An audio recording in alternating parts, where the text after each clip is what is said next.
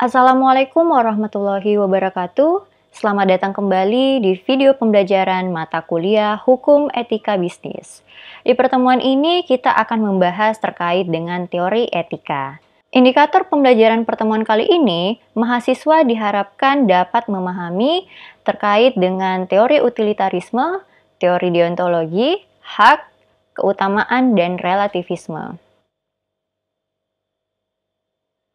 Etika berasal dari kata Yunani atau ethos, yang berarti adat istiadat.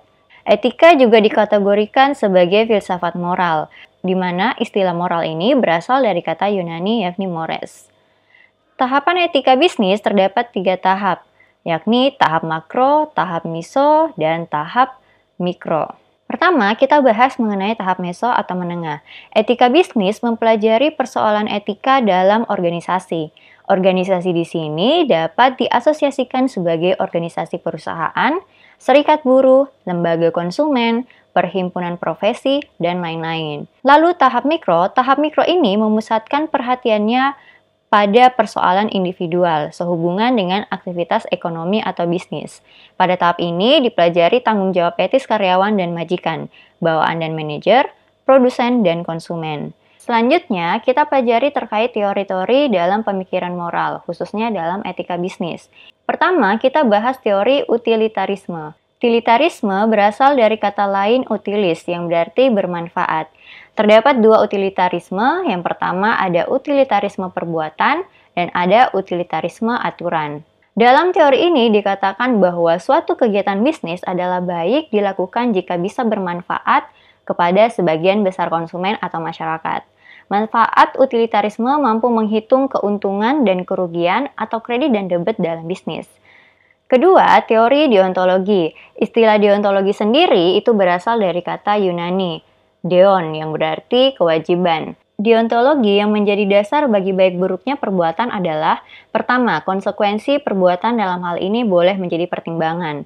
Kedua, perbuatan tidak pernah menjadi baik karena hasilnya baik, melainkan hanya karena wajib dilakukan. Yang ketiga, deontologi selalu menekankan perbuatan tidak dihalalkan karena tujuannya. Yang keempat, tujuan yang baik tidak dijadikan perbuatan itu baik. Dan yang kelima, kita tidak pernah boleh melakukan sesuatu yang jahat supaya dihasilkan sesuatu yang baik. Deontologi ini merupakan teori etika yang menyatakan bahwa yang menjadi dasar bagi baik buruknya suatu perbuatan adalah kewajiban seseorang untuk berbuat baik kepada sesama manusia. Selanjutnya, kita bahas mengenai teori hak. Teori hak adalah pendekatan yang paling banyak dipakai untuk mengevaluasi baik buruknya suatu perbuatan atau perilaku. Menurut Immanuel Kant bahwa manusia merupakan suatu tujuan pada dirinya. Karena itu, manusia selalu harus dihormati sebagai suatu tujuan sendiri dan tidak pernah boleh diperlakukan semata-mata sebagai sarana demi tercapainya suatu tujuan lain. Teori hak ini merupakan pendekatan relatif banyak dipakai untuk mengevaluasi baik buruknya suatu perbuatan atau perilaku seseorang atau sekelompok orang. Teori hak merupakan aspek dari teori deontologi karena hak berkaitan dengan kewajiban.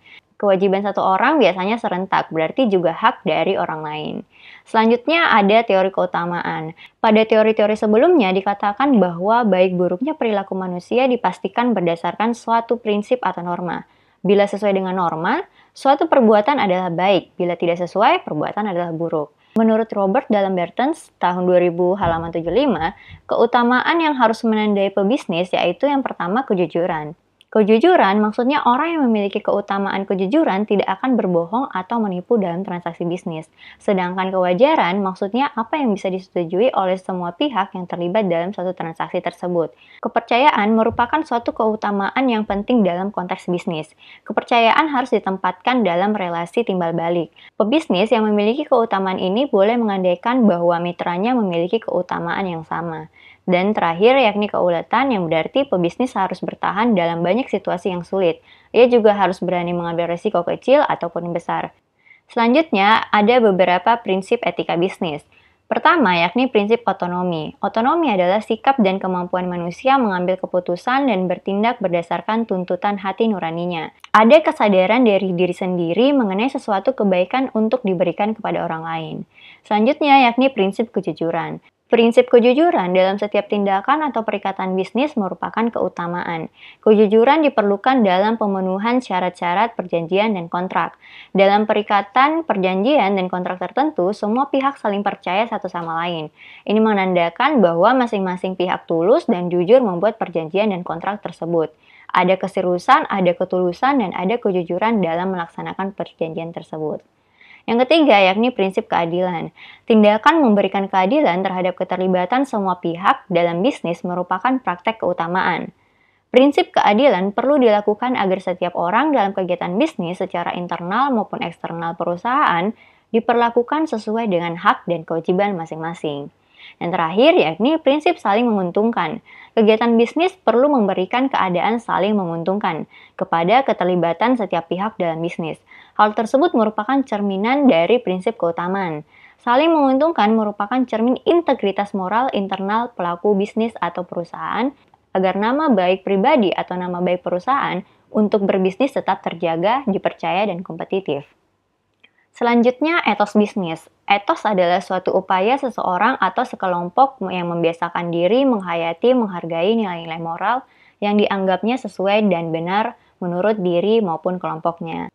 Etika bisnis perlu ada perhatian pada stakeholder. Dengan memperhatikan kepentingan stakeholder, maka diharapkan dalam interaksi bisnis terhindar dari perusakan lingkungan, penipuan, promosi yang menyesatkan, pemecatan karyawan, dan sebagainya. Semua kegiatan bisnis diintegrasikan untuk mensejahterakan stakeholder. Bersamaan dengan itu, tentunya pebisnis juga akan memperoleh keuntungan dari bisnisnya. Yang ketiga yakni norma etika. Norma sopan santun adalah etika berperilaku. Bagaimana caranya melakukan segala sesuatu secara terhormat, dengan hormat, menghargai keberadaan orang lain, bermanfaat timbal baik, tidak menyinggung perasaan, sehingga tidak menyakiti hati orang lain. Sementara norma hukum adalah norma pengatur berbagai perilaku yang boleh dan tidak untuk dilakukan, yang disosialisasikan dan disepakati masyarakat, dan dituntut secara tegas pemberlakuannya oleh masyarakat demi keselamatan dan kesejahteraan individual maupun kelompok dalam kehidupan bermasyarakat. Norma moral mengatur mengenai sikap pola perilaku manusia terhadap manusia lain sesuai dengan harkat manusia.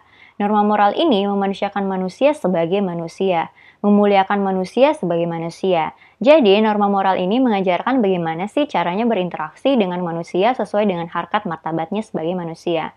Norma moral bisa berarti perilaku adil, jujur, baik, dan buruk. Pertimbangan normatif moral itu menggunakan standar-standar moral yang diterima suatu masyarakat, kelompok, atau perorangan. Standar-standar ini dapat diterapkan dalam kondisi tertentu sesuai dengan perkembangan, keadaan di mana individu atau sekelompok masyarakat berada. Sifat standar normal, pada umumnya standar moral itu berhubungan dengan hal-hal yang berkonsekuensi serius bagi kesejahteraan. Lalu yang kedua yakni bersifat alamiah. Dan bukan memihak kepada kepentingan diri sendiri, tapi kepentingan banyak orang. Dan berdasarkan pada adil alamiah. Baik, itulah tadi penjelasan terkait dengan materi etika bisnis pada pertemuan ini. Sampai bertemu di video pembelajaran berikutnya.